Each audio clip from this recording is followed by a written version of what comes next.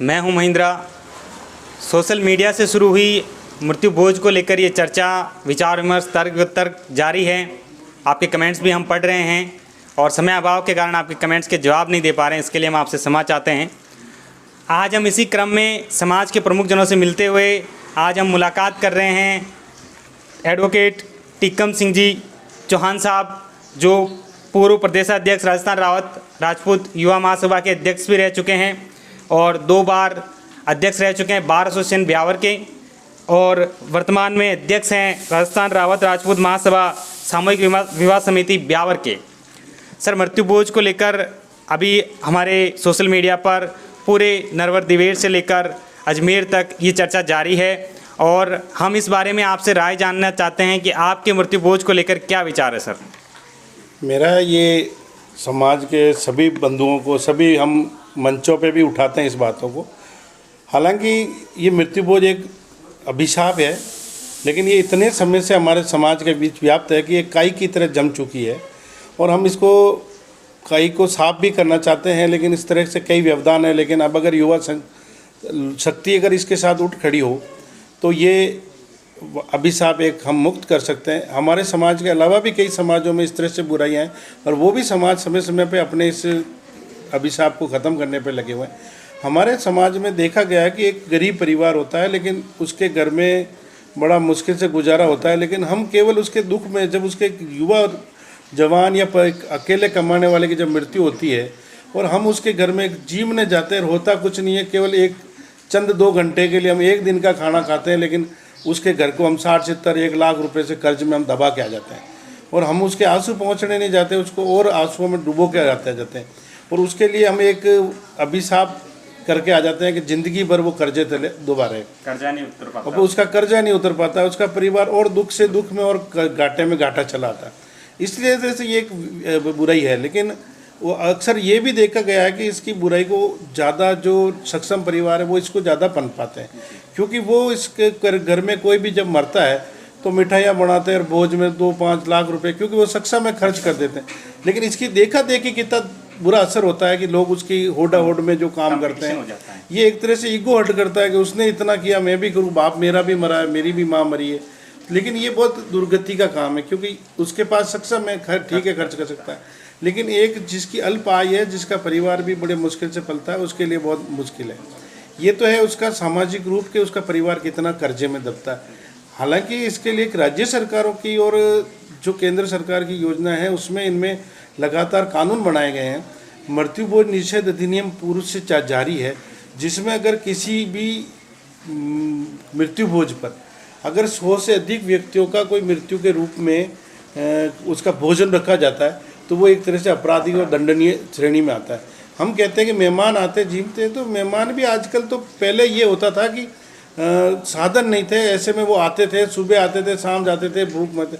अब तो इतने साधन है, हर आदमी के पास मोटरसाइकिल, कार है, 2 घंटे में घर पहुंच जाता है और कुछ लोग खाते भी नहीं है। कई बार हमने देखा है कि जो खाना बनाया जाता है वो व्यर्थ पड़ा रहता है। ऐसा अन्न जो वास्तविक में उसके परिवार को कम से कम 1-2 साल चला सकता था, वो उस हमको हम देखते हैं कभी बाहर फेंक रहे हैं, कभी क्या हो रहा है, वो सड़ता है।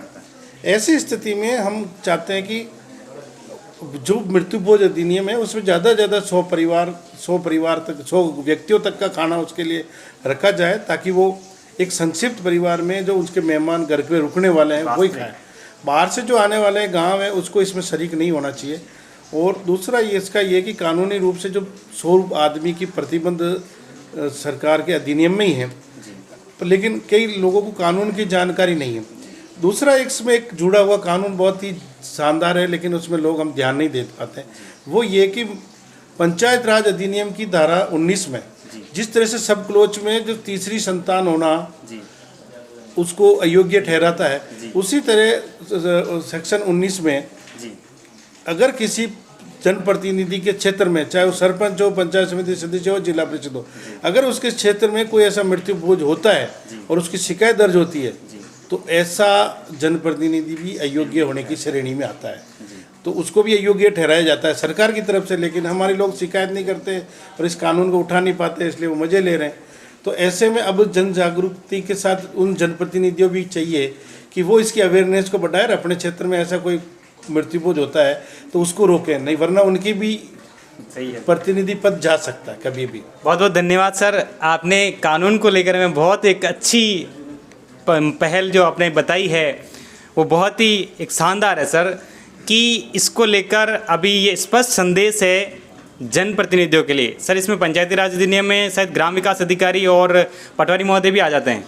पटवारी और ग्राम सेवक और जो भी वहाँ का पीओ रूप में जो उसको नियुक्त करता है वो सब इसके दायरे में आता है। अगर उसके लिए उत्तरदायी है, अगर वो कोई करते हैं, अगर ऐसी कोई शिकायत होती है तो उनको भी उत्तरदायी ठहराया जाता है, उनके विरुद्ध भी सरकारी कार्रवाई जारी हो सकती है। जी, इसमें जिला परिषद सदस्य, पंचायत समिति सदस्य और सरपंच वगैरह ये सभी आते हैं।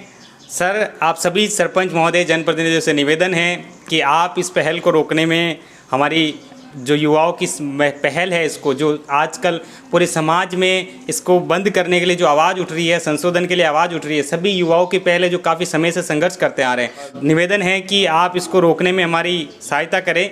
और सर मैं आपसे जानना चाहता हूं कि क्या आप मृत्युभोज करते हैं या नहीं?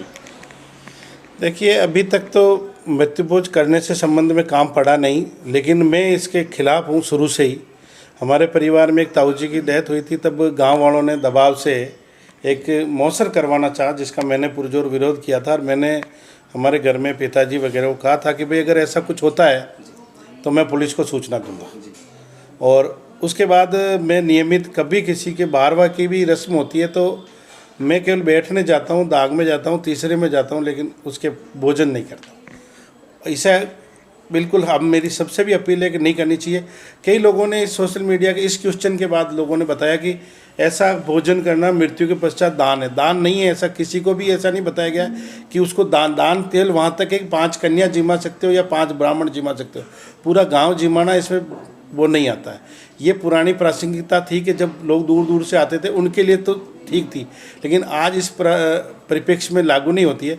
लेकिन अगर कोई परिवार अपने परिजन और स्वजन की मृत्यु के बाद अगर किसी तरह का दान या कोई करना चाहता है कार्य, तो उसके लिए स्कूलें हैं, अस्पताल है, प्याऊ है, ग्राम के लिए एक भवन है, ऐसे कई कार्य जो स्थायी रूप से उस पिताजी की या अपने परिजन की स्मृति को यादगार के रूप में बना सकता है और उस पैसों को उसी सदुपयोग में कर सकता है, जो सदियों सदियों तक याद किए जाएंगे, जो सदियों सदियों तक हमारे सामने रहेंगे।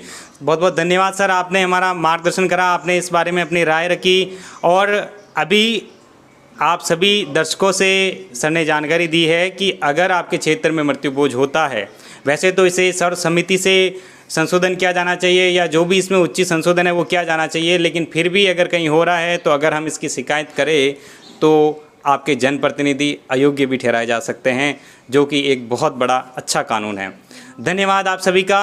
हम इसी क्रम में ऐसे ही किसी अगले शख्सियत से आपकी मुलाकात करवाएंगे। तब तक के लिए धन्यवाद।